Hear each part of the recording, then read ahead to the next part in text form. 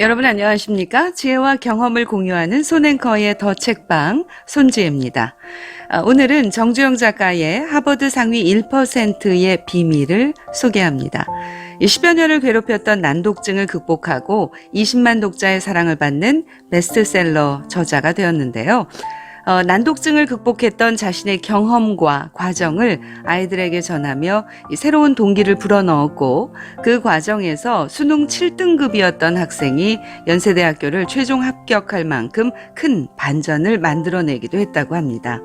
아무도 기대하지 않았던 아이의 변화를 직접 목격한 저자는 얼마나 많은 재능이 잘못된 사회적 신호로 사라졌을까라는 의문을 품게 되었고, 그 하나의 질문을 10년간 깊이 있게 생각하기 시작했습니다. 그리고 그렇게 완성한 작품이 바로 이 책 하버드 상위 1%의 비밀이라고 합니다. 자, 그럼 바로 책 소개로 들어가죠. 본질적 힘을 발견하는 차단의 법칙. 특정 분야에서 성공한 사람들의 그 성공 과정을 추적해 본다면 당신은 무엇을 가장 먼저 눈여겨볼 것인가? 보통 사람들이라면 그 사람이 기울였던 많은 노력의 시간들을 볼 것이다. 아니면 그 사람이 태어날 때 재능을 한 움큼 쥐고 태어났었는지, 또는 부모가 그 아이의 재능을 얼마나 지지해 줬는지 등도 평가할 수 있다. 그러나 이것은 꽤나 성공의 외적인 부분이기에 그 사람의 의지나 열정의 흔적도 찾아보고 싶을 것이다. 그리고 이렇게 조합을 해보면 모든 분야에서 성공한 사람들의 이야기는 비슷한 스토리로 완성될 수 있다. 가끔 역경의 맛이 좀 더 깊게 밴 사람들을 보면 우리는 그 사람에게서 좀 더 인간적인 매력도 느낄 것이다. 하지만 과연 이게 우리가 말하는 성공의 전부일까? 세계 유수의 심리학자들은 보통의 우리보다 근본적으로 이 문제를 오랫동안 고민해왔다. 그리고 그들의 연구에서 가장 먼저 놀라게 되는 사실은 심리학자들이 성공하는 사람들을 연구할수록 노력하려는 개인의 소박한 의지보다는 그들을 둘러싼 긍정적 환경의 신호들이 그들을 순환적으로 더 노력하게 만들었다는 점에 있다. 이를 확인하기 위해 먼저 심리학을 전공한 신경생리학자 벤저민 리벳의 실험실로 들어가 보자. 우리가 만약 그 역사적인 실험의 참여자가 된다 해도 특별하게 할 일은 없다. 실험실에서 리벳은 우리에게 간단하게 손가락이나 손목 따위를 자유롭게 한번 구부려 보라고 요청할 것이다. 다른 것도 아니고 최소한 손가락을 움직이는 것은 전적으로 나의 결정에서 나온다. 그렇지 않는가? 그리고 리벳은 뒤에서 당신의 뇌 활동을 체크할 것인데, 놀랍게도 당신이 손을 구부리겠다는 의식적인 결정을 내리기도 전에 이 뇌가 먼저 명령을 내려버리는 모습이 모니터에 등장한다. 환경의 신호에 반응하는 뇌의 속도가 당신의 의지보다도 절망적일 만큼 빠르게 일어나는 것이다. 결론적으로 리벳의 실험실에서는 당신이 하는 모든 행동에서의 자유의지는 존재하지 않는다. 오히려 의지를 따지기보다는 고개를 들어서 당신 주변의 환경이 당신에게 무엇을 말하고 있는지를 보라. 리벳은 미소를 지었고 그의 인상적인 연구를 학자들이 검증하려 하면 할수록 리벳의 실험 결과는 정확한 것으로 드러났다. 리벳의 연구는 교실에서 밀려난 학생들을 이해하는 데 좋은 단서가 된다.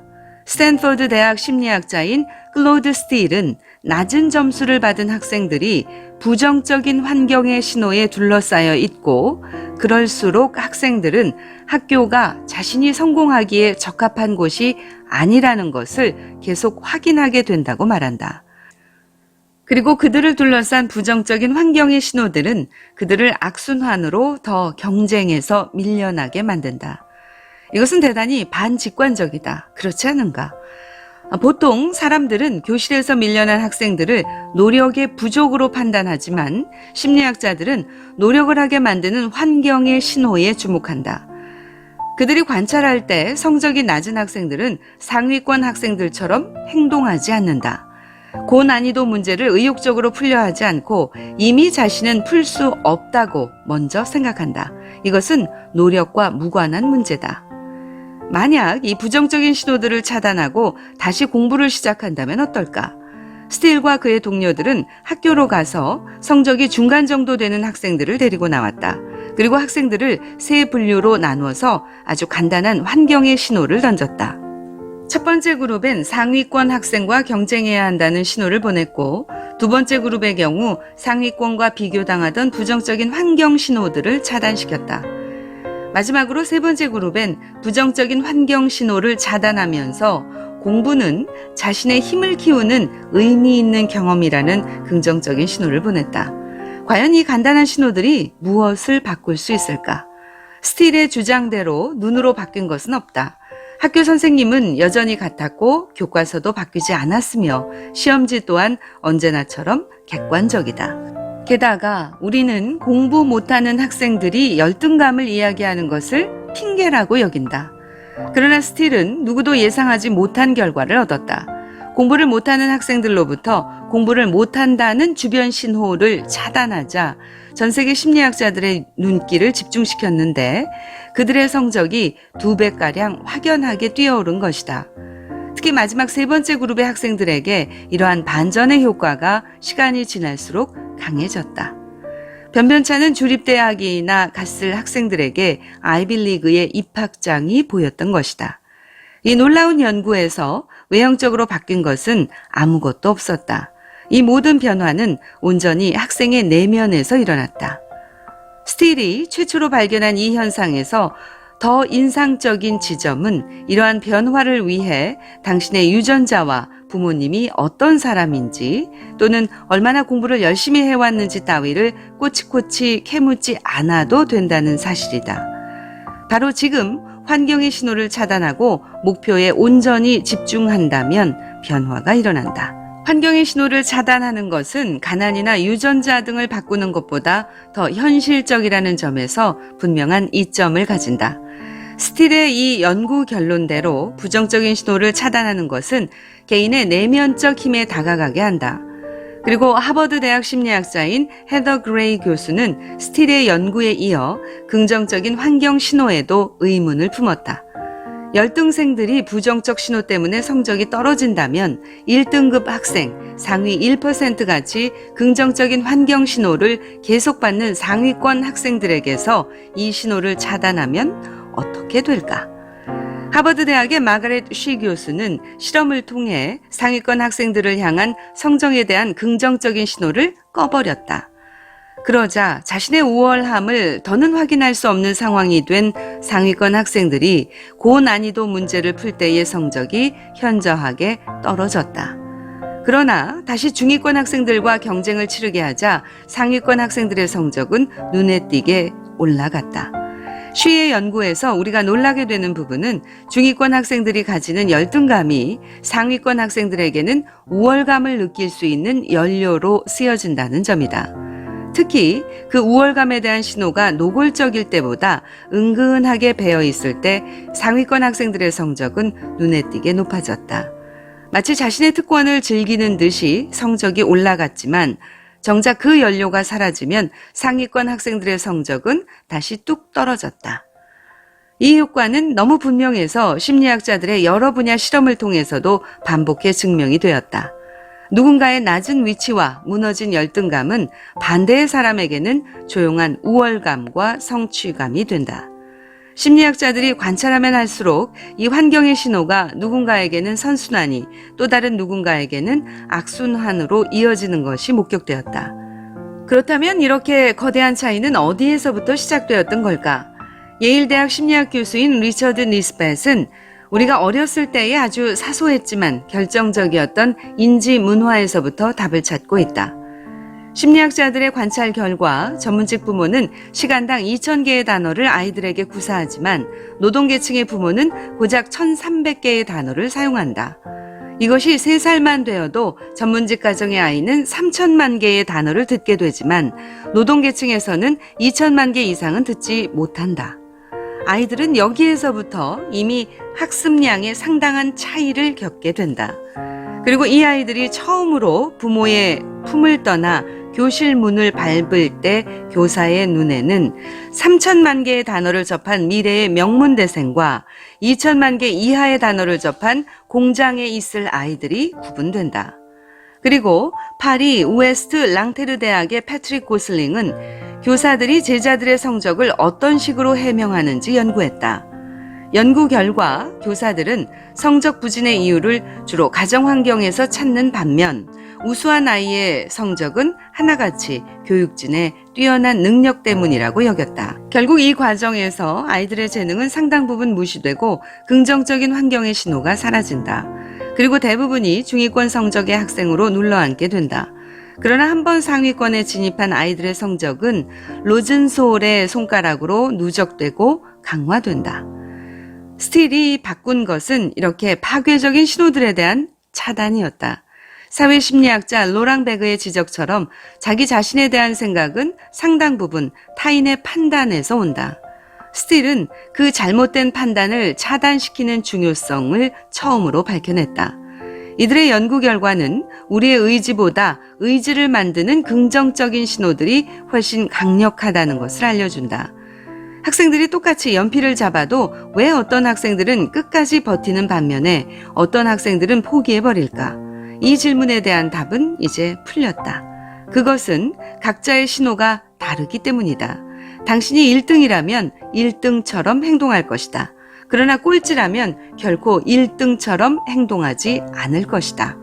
예일대학 교수인 윌리엄 네레저위츠는 이 부분을 한 하버드대 학생의 논문을 통해 지적한다. 하버드 대학에 대해 논문을 쓴 4학년 여학생이 있었다. 그 여학생은 논문에서 모교인 하버드 대학이 학생들에게 자기 효능감, 즉 자신의 능력에 대한 스스로의 기대, 평가 등을 뜻하는데 이 자기 효능감을 주입하는데 아주 뛰어나다고 기술했다. 세상 속으로 들어가 자신이 하고 싶은 일은 무엇이든 할 수 있다는 식으로 말하는 것이다. 또한 학생들 중에는 시험에서 A 학점을 받고 문제가 너무 쉬워서 라고 말하는 아이가 있는가 하면 내가 똑똑하니까 라고 말하는 아이도 있다고 한다. 잘난 척하는 것처럼 들릴 수도 있지만 그 여학생이 말하고자 한 바는 하버드 대학이 이 중에서 후자처럼 말하는 유형의 학생들을 길러내는 능력이 뛰어나다는 것이었다. 그러나 이들과 반대로 대부분의 평범한 학생들은 평범해지는 신호를 받는다. 평범한 신호를 받는 학생들은 아무도 내가 똑똑하니까 라고 말하지 않는다. 반대로 나는 평범하니까 라고 말하는데 익숙해진다. 주변의 신호가 1등의 신호가 아니라면 이제 우리는 그 신호부터 차단해야 한다. 심리학자인 앤 크리스틴 포스터는 환경의 신호는 우리가 그것을 신뢰해야 영향력이 생긴다는 사실을 연구 결과로 밝혀냈다. 모든 환경적 신호는 받아들이는 대상이 자기 신호라고 생각해야만 영향을 줄 수 있다. 만약 자신을 향한 부정적인 환경의 신호를 인정하지 않으면 그 신호의 효과는 적어도 개인에게는 분명하게 차단되는 현상이 발견되었다.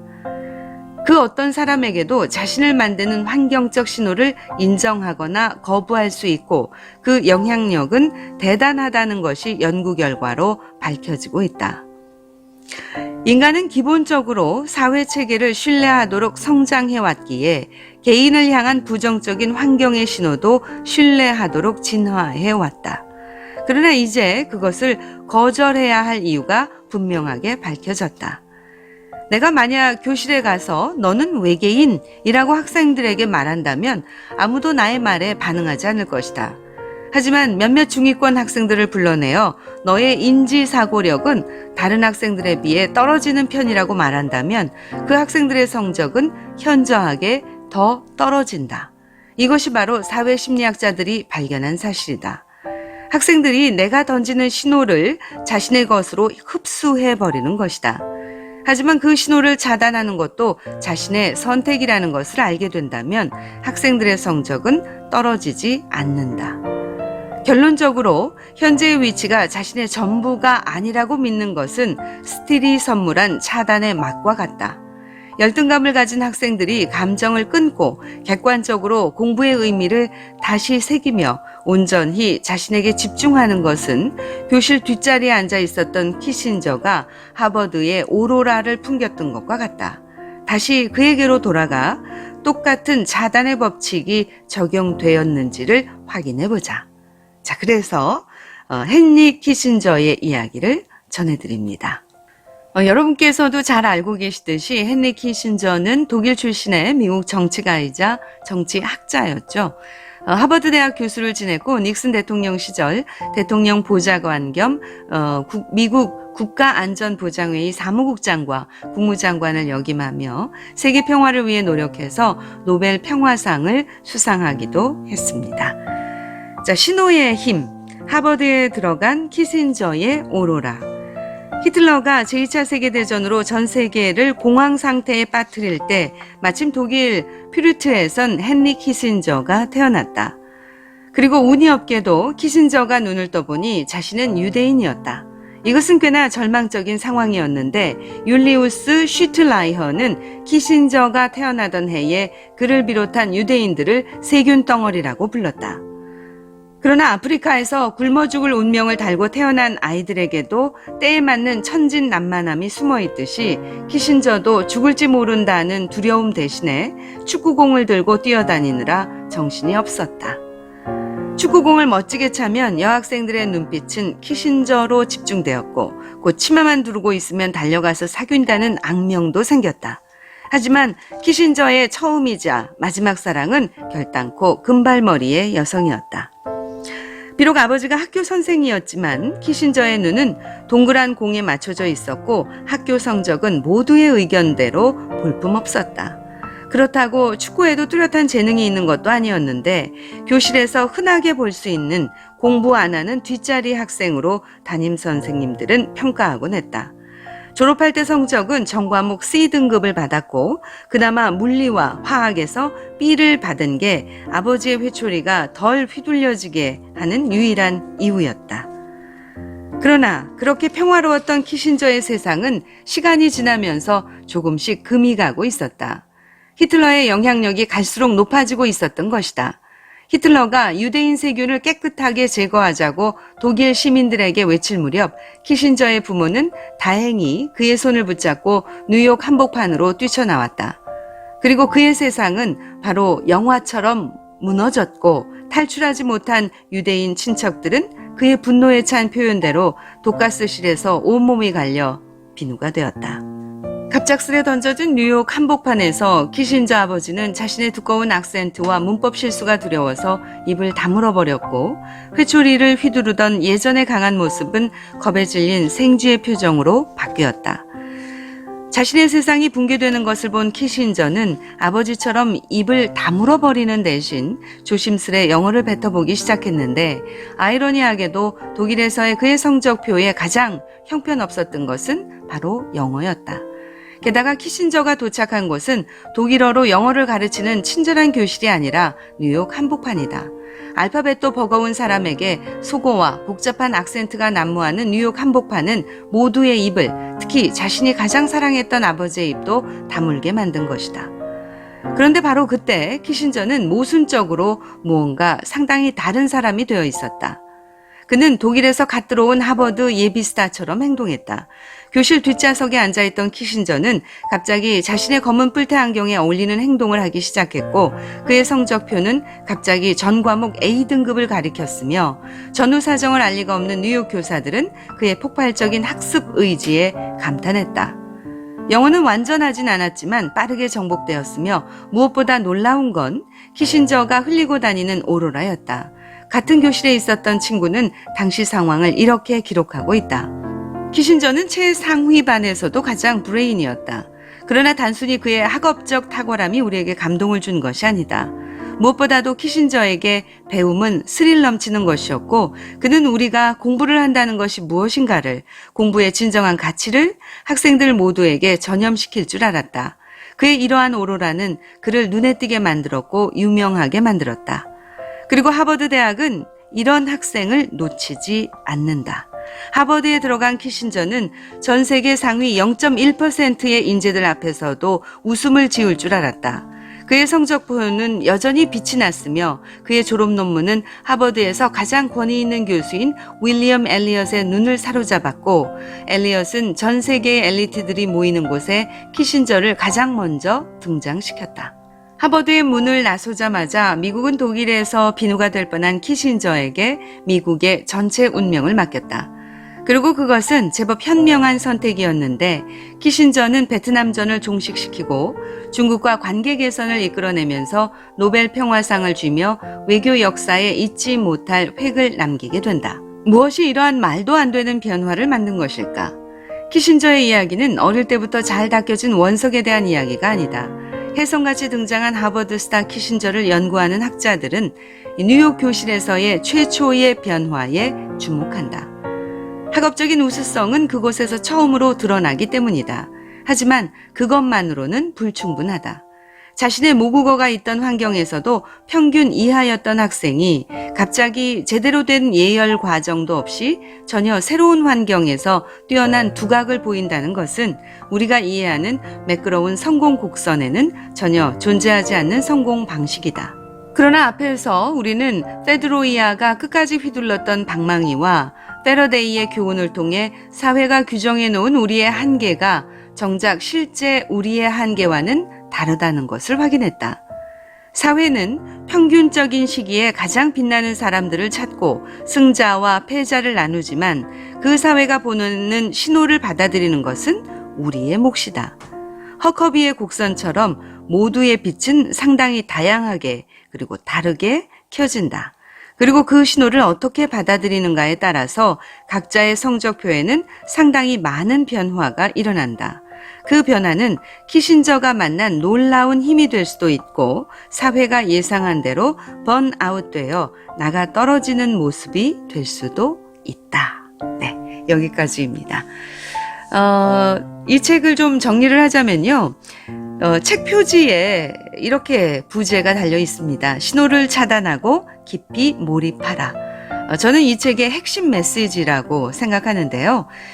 주변의 부정적인 환경의 신호를 차단하고 얼마나 몰입할 수 있는가에 따라서 스스로에 대한 긍정적인 신호로 작동해서 자기 효능감이 높아지고 그 결과로 성공이 결정될 수 있다. 이렇게 이해를 했습니다. 반대로는 이제 이 부정적인 환경의 신호를 계속 받아들인다면 세상에서 혹은 주변에서 만든 그 신호, 즉 프레임에 맞춰져 자기 효능감을 제대로 발휘할 수 없다는 것이죠. 물론 선택은 우리의 몫이긴 하지만요.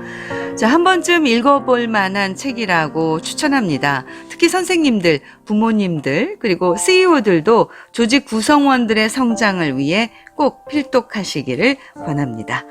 지혜와 경험을 공유하는 손앵커의 더 책방. 오늘은 정주영 작가의 하버드의 상위 1%의 비밀 소개해드렸습니다.